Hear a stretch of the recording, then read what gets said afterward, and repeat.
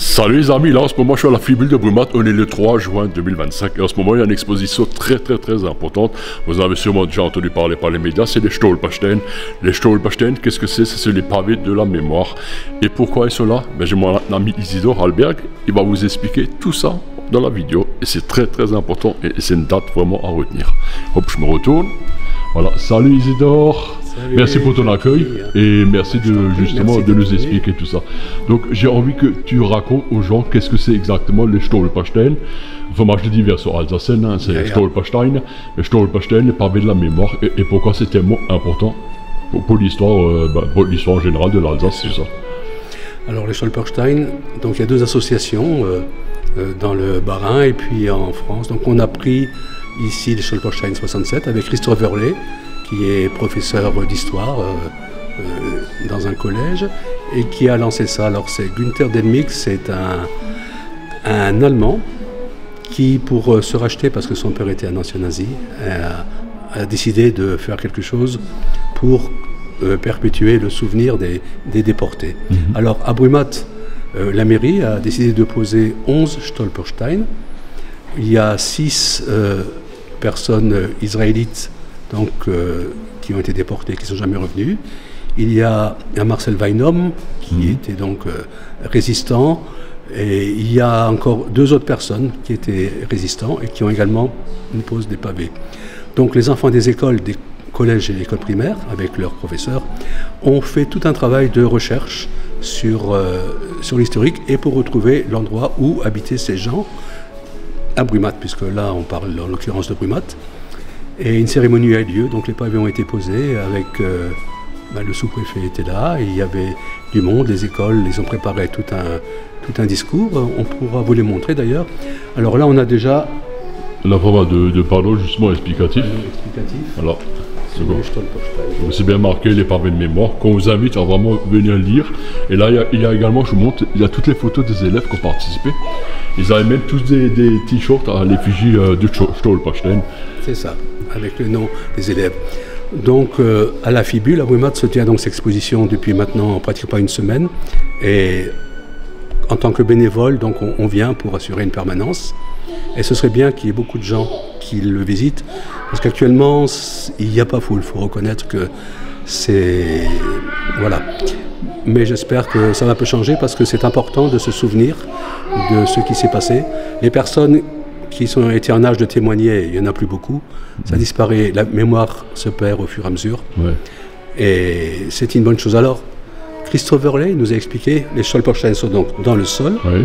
Alors pourquoi ils sont dans le sol? Parce que les gens qui vont passer devant, ils vont voir quelque chose qui brille, ils vont se pencher et vont lire. Le fait de se prosterner devant ces pierres indique déjà que c'est qu'ils rendent hommage aux personnes.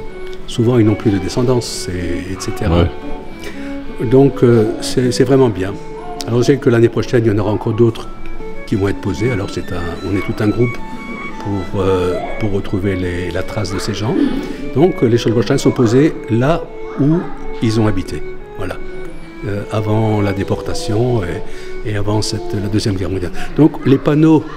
Je vais te suivre, vite fait, on va montrer ça aux gens. Ouais. Les panneaux que les enfants ont fait avec leurs enseignants. Alors tout ça, ils l'ont fait eux-mêmes, des recherches, et ils ont fait des collages. Donc là, ici, je vois Théophile Bicard. Ouais. Voilà, ils expliquent ce qu'il faisait à Brumath, ce qu'il était, sa situation de famille, tout ça, et quand c'est arrivé. Voilà. Par exemple, pour Théophile Bicard, c'est marqué. Ils sont envoyés à Auschwitz. Théophile il meurt le 5 août 1943. Il n'a jamais revu ses enfants, il n'est jamais revenu. C'est très dur à lire, hein. Mais c'est la vérité. Voilà. Ça, c'est les enfants qui l'ont lu à chaque endroit où on a posé le Stolpersteine. Alors il y a également Yvette Chaquet, qui elle n'était pas juive, mais qui est morte sur un bateau, justement. Justement, oui, c'est elle, je vais vous la montrer. Elle était également en photo dans le journal de la DNA. Voilà. Et il y a plus loin Gabriel et Théophile Bicard. Je ne sais pas si je vais montrer les dames là, c'est pour ça qu'il faut que je fasse attention. Je pense pas qu'elle va être sur la vidéo. Non.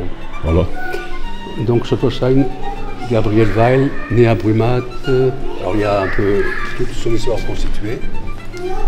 Et les deux sœurs et leurs frères ont été exécutés le 18 avril 1944 à Auschwitz, après leur déportation. C'est vraiment une horreur. Donc ils ne sont jamais revenus. Et puis on a Marcel Weinum, Alors, qui est déjà assez célèbre. Marcel Weinum, oui, justement. Ouais. Bien sûr, il y a 83 ans. À 18 ans, il a été exécuté à Stuttgart. 18 ans, c'était encore un gosse. Ah ouais, c'était encore un jeune. Ouais. Malheureusement, la guerre n'épargne personne. Hein. Non, la les guerre, jeunes ou les personnes âgées. la guerre c'est sale. Moi je dis toujours la guerre c'est sale. Mais c'est absolument Il faut tout ça, faire que ça n'arrive plus, mais il faut également préserver la mémoire parce que c'est hyper important. Ouais, exactement. Ouais. Alors, je vais pas embêter plus ces histoires. Alors, les amis, vous l'aurez compris, cette exposition vraiment importante et on va marquer l'histoire de Brumath. C'est hyper important et ce n'est pas fini, et comme tu m'as expliqué, oui, il y en aura d'autres. Et on aura d'autres et tout, parce qu'il y a beaucoup de gens qui ont été déportés à l'époque, qui ont perdu la vie, tout ça, et il faut jamais les oublier. Et même s'il y en a qui essaient de réécrire l'histoire dans leur sens, la vraie histoire, nous on la connaît, et pour ça on veut la préserver, c'est vrai. Hein. Oui, non mais tout à fait. Voilà, il y en a qui veulent changer l'histoire comme si tout cela n'avait jamais existé, et il ne faut jamais oublier les horreurs, et c'est comme ça qu'on apprend, et on va faire en sorte que ça n'arrive plus jamais. Et je vous invite à venir à la Fibule l'après-midi pour visiter l'exposition. Elle est très intéressante et très touchante. Merci Jackie. Hein, je t'en prie, c'est normal. Faire un peu de pub. Et l'exposition, elle est 100% gratuite comme à chaque fois. Bien sûr. Et Isidore sera là justement pour vous guider, pour vous expliquer certaines choses si vous ne comprenez pas. Pas tous les jours. On est plusieurs bénévoles à Voilà, plusieurs bénévoles. Et ça me fait plaisir que c'est toi aujourd'hui. Oui, moi aussi. Parce qu'à force, on est vraiment devenus amis et j'en suis très fier. Voilà. Je remercie Jackie pour le travail qu'il fait parce que franchement, il fait des belles vidéos et ça touche tout le monde. Merci Jackie. Merci beaucoup. Comme je t'aime, Joe Fass, Maroskut, salut, Pessom, on est kilomètre Schmitz.